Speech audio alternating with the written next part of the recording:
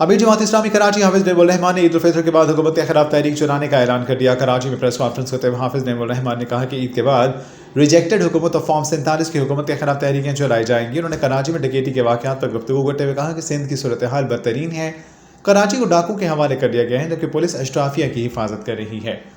کراچی میں 4,500 ڈکیتی کی وارداتیں ہوئیں، 48 افراد ڈکیتی مزاحمت پر جاں بحق ہوئے۔ رولنگ کلاس ہماری تقدیری فیصلے کرتی ہے، پولیس کو ہماری حفاظت کرنی چاہیے لیکن وہ اشرافیہ کی حفاظت کر رہی ہے۔ انہوں نے کہا وزیر داخلہ کہتے ہیں کراچی کے حالات کو بڑھا چڑھا کر بیان کر رہے ہیں۔ کون بڑھا چڑھا کر بیان دے رہا ہے؟ کیا لوگ جاں بحق نہیں ہوئے؟ کیا بچوں کو تعلیم مل رہی ہے؟ ان کا مزید کہنا تھا کہ سندھ کی صورتحال بدترین ہے، قاتلوں اور ڈاکوں کے لیے سزائیں یقینی طور پر ایسی ہونی چاہیے کہ وہ مثال بن جائیں، کوئی اور ایسی حرکت کرنے سے پہلے 100 بار سوچے۔ انہوں نے کہا ڈاکوں کے لیے یہ سرزمین کھلی چھوڑ دی گئی، کراچی جو پورے پاکستان کی معیشت چلاتا ہے اسے ڈاکوں کے حوالے کر دیا گیا۔ حافظ نعیم الرحمان نے کہا کہ شہر میں امن و امان کی بدترین صورتحال ہے، رمضان میں مہنگائی کو کم کیا جاتا ہے، سہولیات دی جاتی ہیں، لیکن یہاں الٹا حساب ہے، یہاں مہنگائی بڑھ جاتی ہے، لا اینڈ آرڈر بدترین ہو جاتا ہے۔ کون بڑا چڑھا کر بیان کر رہا ہے؟ کیا انسان نہیں مر رہے اس شہر میں؟ کیا قتل نہیں کیے جا رہے؟ کیا 4,500 ڈکیتیاں نہیں ہوئی ہیں اس شہر میں؟ کیا زمینوں پہ قبضے نہیں ہو رہے؟ کیا لا کر لوگوں کو مختلف جگہوں پہ لا کر بٹھا کر قبضے نہیں کیے جا رہے؟ کیا ایس بی سی اے میں سسٹم کام نہیں کر رہا؟ کیا یہ غیر قانونی تعمیرات نہیں ہو رہی؟ کیا سندھ سیکریٹریٹ کرپشن کا اڈا نہیں بنا ہوا؟ کیا بچوں کو تعلیم مل رہی ہے؟ کے ایم ڈی سی کے بچے اس وقت پریشان ہیں، ہمارے ڈاکٹرز مستقبل کے، کہ ان کا ایک سیشن مزید ضائع ہونے جا رہا ہے۔ کون ذمہ دار ہے؟ کس کی حکومت ہے؟ میئر صاحب بھی اس پر جواب دیں کہ وہ کیا انہوں نے اقدام کیا ہے۔ اور سندھ حکومت براہ راست پیپلز پارٹی کے میئر ہیں نا، جس طرح سے بھی بن گئے ہیں، لیکن وہ کیا کر رہے ہیں اس کے لیے؟ فیس میں اضافہ کر دو اور یہ کہہ کر اضافہ کر دو کہ ہمارے پاس پیسے نہیں ہیں۔ وہ کیوں نہیں ہے کراچی کے بچے اور بچیوں کے لیے تمہارے پاس پیسے؟ یہ بجٹ جاتا کہاں ہے؟ 98% ٹیکس دیتا ہے کراچی صوبہ سندھ کا۔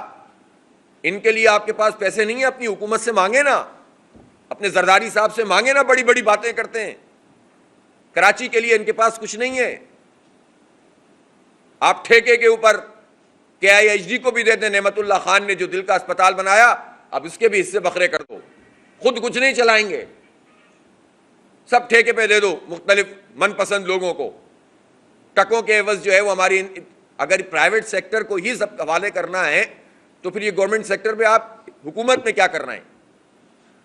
اس لیے اس وقت جو شہر کی صورتحال ہے اس پر اتنا انتہائی غیر سنجیدہ بیان لنجار صاحب کا، یہ بہت افسوسناک ہے اور شرمناک ہے۔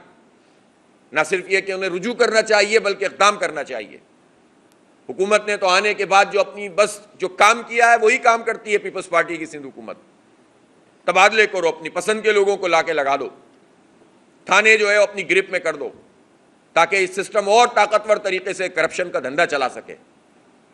ہم بار بار یہ بات کہتے ہیں کہ جب تک 80% اس شہر سے تعلق رکھنے والے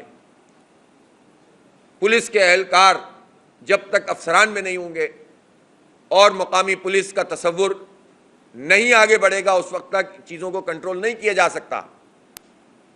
اس کو لسانی رنگ دیتے ہیں لوگ۔ بھائی کراچی کا رہنے والا کوئی بھی پرماننٹ ریزیڈنٹ ہو، کسی زبان کا بولنے والا ہو، اس کو ترجیح دی جائے، بجائے اس کے کہ آپ یہاں کے لوگوں کو اہمیت ہی نہ دیں۔ کیسے کنٹرول کریں گے جرائم کو؟ اس لیے اسٹریٹ کرائم ایک سنگین مسئلہ ہے، اس کے اوپر اقدامات سامنے آنے چاہیے۔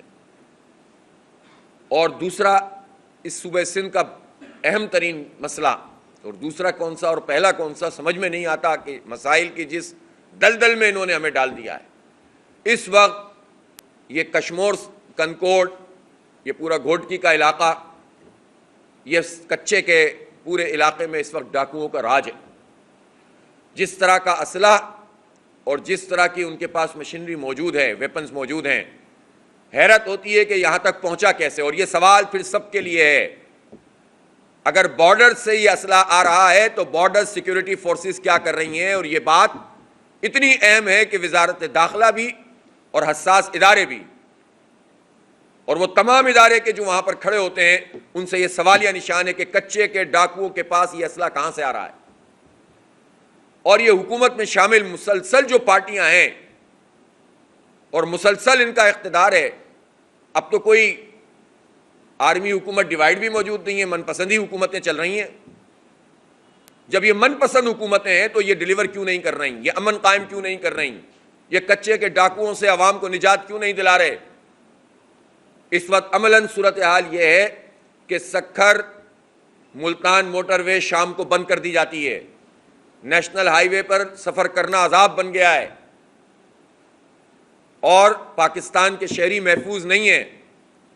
پولیس نے ہاتھ کھڑے کر دیے ہیں کہ ہم ان ڈاکوؤں کے خلاف کارروائی نہیں کر سکتے.